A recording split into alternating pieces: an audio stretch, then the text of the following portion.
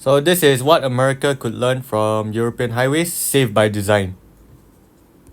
Every day, millions of Americans drive on highways without a second thought. They switch lanes, pass other vehicles, and trust their roads to keep them safe. But while American highways may look safe, they aren't the gold standard. Europe is home to some of the safest highways in the world.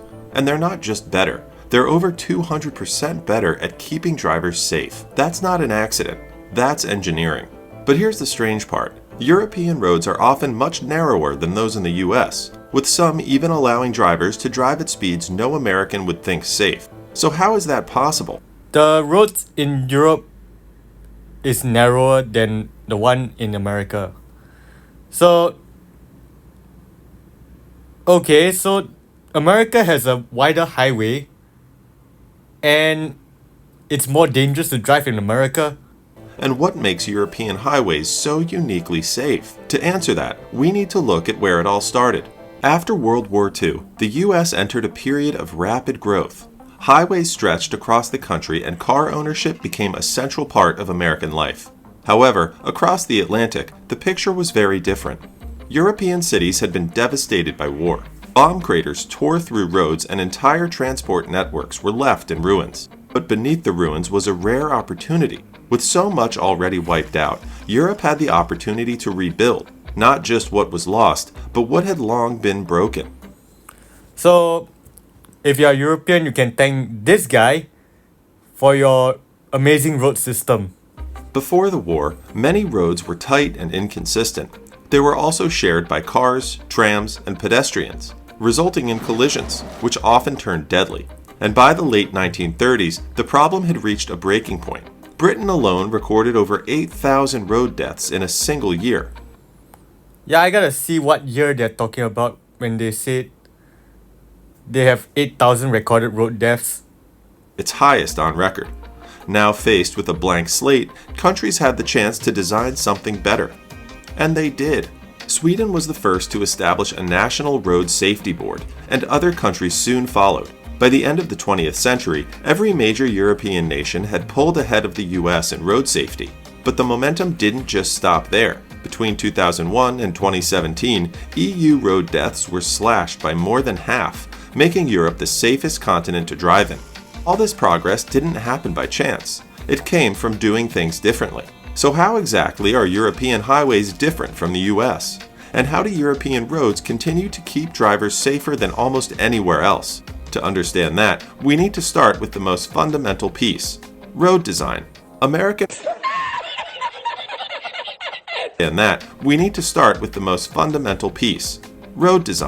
American roads are built for comfort. Lanes are wide, typically around 11 feet, and everything is designed to feel open. At first glance, that sounds like a good thing, but in reality, that comfort hides a deadly problem. You see, these wide lanes lower the tension behind the wheel. They make roads feel spacious and unthreatening, resulting in drivers speeding even without noticing. European engineers saw this pattern and made a simple yet genius redesign. Instead of making roads more spacious, they made them tighter, with many lanes measuring a modest 9 feet. That extra squeeze forces drivers to stay alert. So let me get this straight. America wasted all that space only to have a more dangerous highway. Congratulations, you played yourself. Alright, let's continue on. Leading to fewer high-speed crashes. But this raises a common question. If European roads are designed to slow drivers down, how come some don't even have speed limits? The answer lies in how they're built. High-speed stretches like the Autobahn aren't typical roads. They're engineered for control. Lanes are wider to give drivers more room to react, and curves are stretched out so steering stays subtle and stable, even at high speeds. But even with this, high speed still brings high risk. Fast-moving vehicles, all traveling in the same space, is a recipe for disaster. To combat this, the Autobahn has one simple rule: keep right unless passing. I thought every country has this simple rule, or that drivers in Germany are more likely to follow. Don't clog up the passing lane, alright? It's simple, but powerful. By moving slower vehicles to the right and reserving the left for overtaking only, traffic becomes more predictable. And that predictability is what helps prevent collisions. even when cars are speeding down the road. Still, none of this works if the road isn't kept in perfect condition, because at those speeds, even a small crack can turn into a serious hazard. In the US, road maintenance often focuses on short-term fixes. When cracks appear, they're patched. When potholes form, they're filled. Over time, these band-aid fixes turn into stitched-together surfaces full of dips and gaps. In Europe, the mindset is different. Roads are treated as long-term infrastructure, with most built to survive decades of wear. Materials like stone mastic and porous asphalt do more than hold up. They drain water and resist erosion. And instead of waiting for damage, many countries build maintenance into the schedule from day one. Yeah, so that's one major mindset shift if America wants better highways. Some countries go even further. In cities like Amsterdam, modular stone tiles replace traditional poured concrete. These tiles sit above a maze of buried utilities, fiber cables, and sewers. So when something breaks, workers lift the stones, fix the issue. No jackhammers, no patchwork. Just a road that puts itself back together. But pavement is just the foundation, because in Europe, safety doesn't end with smooth roads. It starts with who those roads are built for. And more often than not, they're built for people first. In Europe, road design begins with a Yeah, if you build roads for people first, it just means that not everybody needs to drive, right? And let's just say that not everybody should drive even though they can, alright? Less cars on the road equals to smoother traffic. simple truth. People come first, not drivers, but cyclists and pedestrians. The entire system is shaped around protecting them, and nowhere is that more obvious than on a bike. Yeah, I mean, a bicycle is actually a really good alternative to driving. I mean, I do that all the time when I travel to the nearest supermarket. It's actually pretty good. Everybody should try it once. Not on the road, please, but you know, you should. I mean, it's a pretty good alternative if you consider everything else besides walking, right? Across most of the US, cycling isn't dangerous because of how people ride. Yeah, this is this is 101 of what you don't do, right? I don't think those white stripes are gonna stop a 2-ton vehicle. It's dangerous because of how roads are built. Bike lanes are often just a stripe of paint pinned between moving traffic and turning cars, and they disappear right where the risk is highest, at intersections. That's where most crashes happen, and the consequences show up in the numbers. Yeah, that's why people don't cycle, right? And that's why you guys have jams. In 2010, the US recorded 4.7 cyclist deaths per 100 million kilometers traveled. The Netherlands recorded just 1.0. The difference isn't culture, it's geometry. The Dutch understood that risk decades ago and redesigned the intersection from the ground up. Instead of squeezing cyclists into traffic at the most dangerous point, they kept them fully separated all the way to the junction. To make that possible, engineers extended the corner curb just slightly, using the existing curve to create space for a small traffic island. That one shift allows the bike path to continue straight through the intersection without needing extra room. Yeah, so if you can see the traffic island, right? First you look to the left, check for cars, then you move over to the next traffic island, and then you look to the right, look for cars again, and then you cross. I mean, instead of having to look both ways and, praying that the cars don't eat into the lines and hitting you as a result. So, at least that it's much safer that way, alright? And there's a curb there to at least, warn the driver before the car hits you. I don't know how effective that would be, but then, it's better to cross in a road like this than say in an unobstructed junction like you see in most US cities. From there, visual cues make everything clear. A red surface highlights the bike lane, painted lines mark the crossing point, and the pedestrian crosswalk shifts just behind the bike lane, giving each group their own safe space. Even drivers are repositioned. The stop line moves back a few feet, so turning cars can see cyclists directly ahead, not in their blind spot. That small change turns a dangerous glance over the shoulder into a clear line of sight. If they arrive at the junction together, both parties can respond safely. And even left turns, often the riskiest part, are simplified. Instead of cutting across traffic, cyclists follow a clear, two-part path around the corner. This isn't a special feature. It's standard design across Dutch cities, because the roads were built with people in mind. And that mindset doesn't stop with infrastructure. It shows up in the kind of drivers those roads are built to support. In the US, getting a license is quick, and in most cases, easy. With many taught by their parents, teens are cleared to drive after a short written test and a basic road exam, and once the test is passed, that's it. Full driving privileges. Across Europe, this process looks very different. Let's see, where's Germany in this case? My gosh. Germany, it costs 2,200 euros to get a license.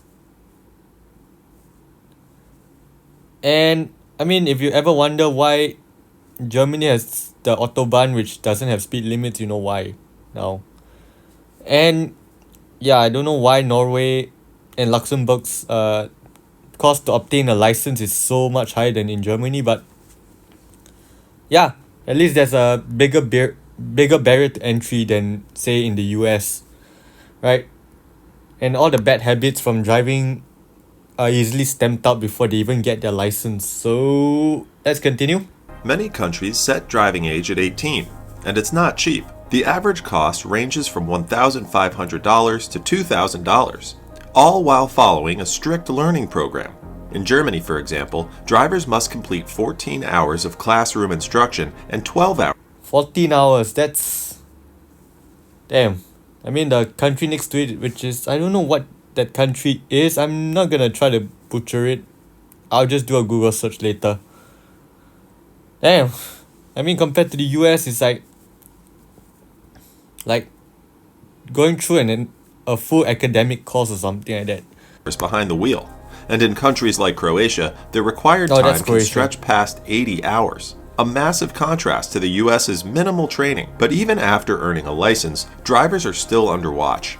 If drivers get caught speeding or using their phones, they might have to start the entire process all over again. And while that might sound excessive to an American, the goal in Europe isn't to make things harder just for the sake of it. It's to... If you want safer roads, well, that's what you would need to do, right? But then Americans, they just want to drive fast without consequences. build better drivers, helping keep roads safer for everyone who uses them. But even good habits need structure, and that's where rules, and how they're enforced, start to matter. In the US, traffic enforcement is inconsistent. Penalties vary from state to state, and even serious offenses often come with low fines or just a warning. That inconsistency makes consequences feel optional, and when enforcement depends on catching someone in the act, many drivers take the risk. Europe went with a different approach. Yeah, by the time you get caught in the act, it's just a matter of luck at that point. You're just thanking God at that point that nobody else was there to suffer the consequences of your reckless act. Right? Instead of relying on patrols and roadside stops, enforcement is built into the road system itself. Speed cameras and red light cameras track violations automatically. There's no debate, no delay. A fine shows up in your mailbox with photographic proof. And those fines hit harder. In Norway, using a phone behind the wheel can cost nearly €900. And in France, drunk driving carries a penalty of up to €4,500 before you even step into a courtroom. Blood alcohol limits are lower too. In most European countries, the legal limit is 0.05%, but in the US, it's 0.08%, a full 60% higher. And the results aren't just better compliance, it's a culture where getting caught isn't a maybe, it's a matter of time. But not every solution is about punishment. Some are about removing the danger before it even starts. In Europe, roundabouts are the rule, not the exception. Countries like France and the UK use them as standard intersections, and the results speak for themselves. Yeah, roundabouts, what I heard is that they prevent the most deadly crashes, which is a T-bone, right? A side swipe, if you want to call it that way. And it also prevents a lot of, I don't know whether it prevents rear ends or what, but at least this roundabouts, they that if you do collide in a roundabout, it's only the least deadly kind, which is the merging collision. I don't know what they call it in the industry, but yeah, at least no more T-bones. By forcing slower, more predictable traffic flow, roundabouts dramatically reduce crash fatalities. Yeah, everyone has that feeling, right? When the light is about to turn red, we just gun it, right? But in a roundabout, everybody slows down. So yeah, this kind of makes a lot more sense than the four-way intersection, signal intersection. By up to 90%. So if they're that effective, why hasn't the US embraced them? Well, they did. Early American traffic circles weren't built for safety. They were built for speed. Entry points were wide, lanes overlapped, and drivers often had to switch lanes inside the circle. Crashes were common, and the concept gained a bad reputation. But here's the thing, those weren't modern roundabouts. The design was entirely different, but that distinction was lost, and the stigma stuck. Culture didn't help either. Films turned roundabouts into jokes, driving tests barely mentioned them, and without training or familiarity, hesitation became the norm. Over time, engineers defaulted to what felt predictable, stoplights and straight intersections. But that mindset is Yeah, that red light is not gonna stop a 2-ton car speeding straight at you. But yeah, starting to shift. In Carmel, Indiana, nearly every signalized intersection was replaced with a roundabout, leading to an 80% drop in injury crashes. The success didn't just reduce accidents, it changed minds. Today, more cities are making the switch, and with every new roundabout, the idea becomes less foreign and more familiar. But while roundabouts reshape how traffic moves, Europe does something else just as carefully. It pays attention to where that traffic moves through. In Europe, roads don't just move people, they move through history. Many still follow ancient Roman routes, weaving past medieval towns. in Europe, cars are second-class citizens. In America, cars are king. So And centuries-old landmarks. Infrastructure isn't built in place of heritage, it's built around it, with history treated as a constraint, not a casualty. This isn't just good planning, it reflects how deeply heritage is woven into the culture. In fact, more than 80% of Europeans consider cultural preservation part of their national identity. So when new projects are proposed, planners don't just ask, can it be built? They ask, should it? That question shapes the entire process. Cultural impact assessments are routine, and when a project threatens something historically or spiritually significant, it's often rerouted or stopped altogether. That's exactly what happened in Romania. A Canadian mining company once proposed a gold mine in Rossio, Montana, that would have destroyed ancient Roman tunnels beneath a historic village. The public responded immediately. Protests swept the country, and by 2021, the site was protected as a UNESCO World Heritage Site. The mine never happened. In the US, that kind of response is rare. Hawaii's H3 freeway was built straight through native Hawaiian land, cutting across sacred valleys, burial grounds, and ancient temples. For many, it wasn't just a highway, it was a decision made without them, one that left their history displaced and their voices dismissed. Europe's approach isn't just more careful, it's more respectful. Because when infrastructure honors what came before, it builds more than roads, it builds trust. And that trust doesn't slow down innovation. In the same I think every US congressman should look at this video. Because if you look at the way they do things, it doesn't really inspire public trust in the first place. So places that protect ancient streets, engineers are quietly building what comes next. Europe isn't just focused on making roads safer, it's also rethinking what roads can do. In the Netherlands, a pilot known as Sola Road began with a simple bike path outside Amsterdam, but beneath the surface, photovoltaic panels quietly generated electricity, enough to power streetlights and traffic signals. The panels are skid resistant and built to withstand daily traffic. After early success, the project expanded into new pilots across the Netherlands and France. While one project... Yeah, I can guarantee you they won't be putting that on the road for cars, because I don't think those photovoltaic cells can withstand a car rolling over them every now and then, right? So they might be able to withstand a bicycle rolling over them, not a car or a truck, right? Since we're already dedicating that space for bicycle lanes, we might as well like make the best use of it by putting that. Why not, I guess. works with sunlight, another tackles a different challenge: maintenance. The EU-funded Omicron project is developing robotic platforms that automate high-risk roadwork. These machines can seal cracks or remove lane markings with laser precision. Operators control them remotely through augmented or virtual reality, staying safely away from live traffic. With quicker repairs and fewer road closures, the benefits are already being put to work. The technology has passed field tests and is being written into European standards. But no matter what roads look like in the future, engineers will keep asking the same question: how can we make modern roads even safer? In the last 100 years, European roads have gone from being among the most dangerous to becoming the safest in the world.